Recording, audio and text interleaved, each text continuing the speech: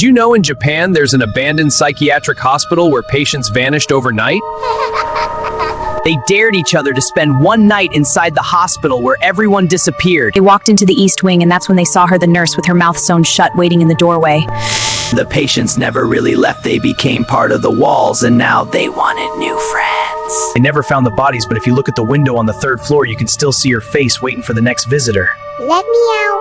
Do not walk along train tracks at night because she will hear your footsteps and she will find you and you will hear Teke Teke Teke behind you. Kenji took a shortcut home along the train tracks because he didn't know the legend and he thought the sound was just his footsteps, but it wasn't. Kenji ran as fast as he could, but she is faster than any human. Fast in a train, she crawls on her elbows and she never ever stops.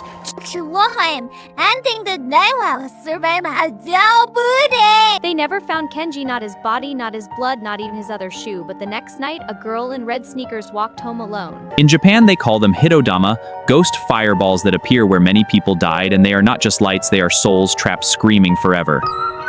War photographer Thomas wanted proof of the supernatural, so he walked into the battlefield at midnight with his camera and started taking pictures of the floating lights.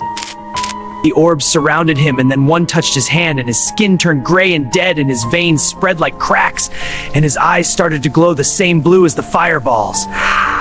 He became what he was hunting. His body folded into a ball of light, and now he floats with the others forever, screaming silently on the battlefield for eternity. They found his camera and his backpack, but not his body, and the last photo showed his own face with glowing blue eyes, and behind him the fireballs waiting for the next photographer. In Texas, there's a legend about a man with a hook for a hand who watches couples park on deserted roads, and when you hear the scratching on the car door, it's already too late. Sarah heard something scratching the car door, but Mike told her it was nothing, just a branch, just the wind, just her imagination.